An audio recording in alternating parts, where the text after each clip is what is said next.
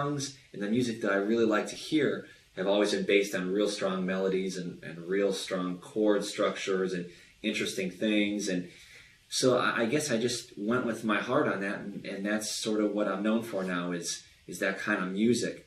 And to me, it doesn't matter how good you play, if there's not something to bring the listener in or to have some sort of emotional attachment to it, then it's going to be a record that someone's going to listen to once and then never listen to again. So for me, when I'm writing, I definitely am real aware of the chords I'm using. I want to use some different chords and chords that follow, lead you through the song.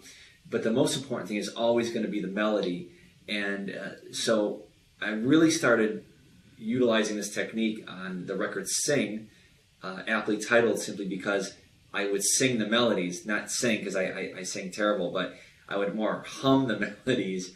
And so I would get a melody and then I'd work out what's underneath it so that what you're left with is a strong melody that's the focal point of everything, and then chords that follow underneath it. So as opposed to just writing some riffs and throwing some stuff over it, I really want to focus on the melody. So for me, every record has been a progression of that, and I keep trying to fine-tune that every record. So I just tighten it up so much that the melody is always the strongest thing. So it's a love of mine, and I'm very focused on that. So behind myself, I can see pretty much a miniature perfect studio there, with like having a laptop. And so these days, you can record in every hotel room, any place in the world you want to. So how has your writing maybe changed over the last couple of years with having the modern capacities of recording everywhere?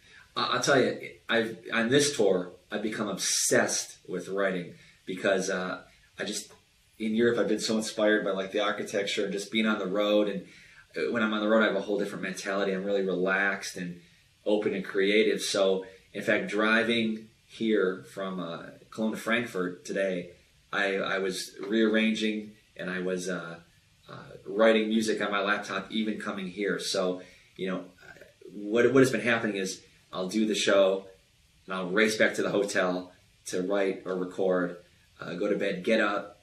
First thing I do is work on the music, and then I leave for the day. And then while I'm gone for the day, I'm getting inspired. I'm taking in all the senses of everything, and then I just kind of express it through the music. So I don't know where I'd be without my laptop right now, because everything is based on that thing where I just fire it up and I start writing, and I love it. Awesome. All right, ladies and gentlemen, a lot of information from Mr. Neil Zaza and a lot of great video footage from his performances. And I'm trying to get, unfortunately, to the end of the interview now with my brutal, well, it's not brutal, it's a nice one, but my standard question that I ask everybody so far. Neil, imagine you have a time machine and you could meet any of your musical heroes, or maybe political heroes, or dentists, or whatever you had in the last couple of years. Dentists? Oh, why? Dentists? Yeah, why not dentists? It's funny. No, just imagine you have that time machine. You could go for one day, let's say, meet Mozart for breakfast in the morning, and have maybe Beethoven for the middle day, and then maybe Jimi Hendrix for lunch or for dinner, whatever. It's up to your creation now. Well, that's a tough one. Take your time.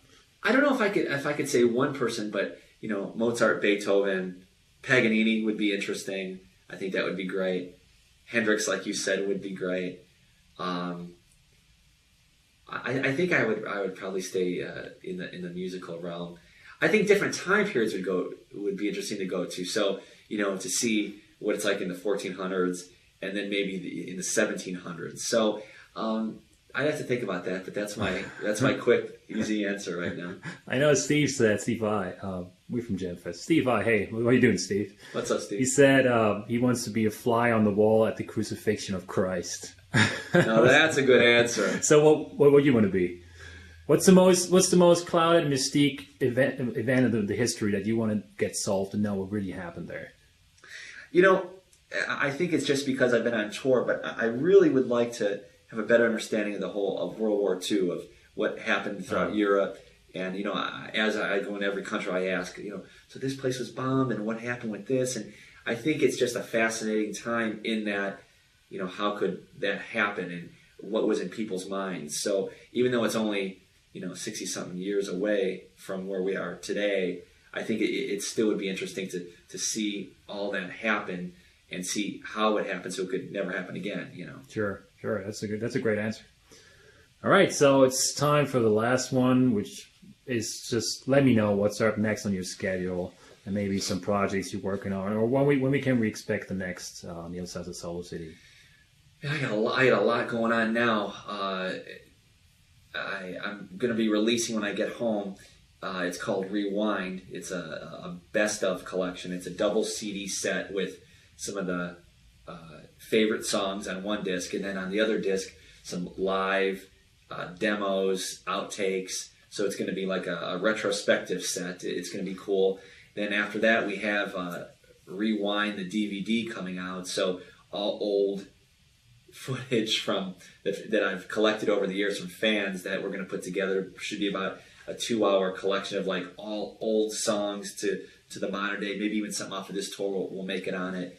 A new studio disc for sure. Not even a question on that. I have 2 instructional DVDs that I filmed in Asia. We have to edit those and get those out.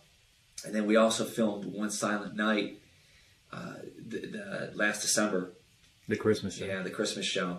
And that will either be a live record or a DVD. We haven't determined yet. That was with an orchestra class. That was a full orchestra, yeah. Wow. So this is going to be a crazy busy year, and I hope we don't glut the releases. We'll have to space them out, but that's what's going to be coming out in the next little bit. Wow, that's great. Yeah. It's going that well for you. All right, so it's your final word to your fans. What do you have to say? Oh, before that, of course, I have to invite you to play JemFest anytime you want. Anytime. Thank you so much. Tell me I'm there. I will do so, sir, and thank you so much for the interview. Now it's time for your final words to your fans. Go ahead. I'd just like to tell everyone, hey, and thank you for keeping instrumental music alive, because I enjoy playing it, but it really means something that you enjoy listening to it. So keep up the good work, and I'll talk to you soon.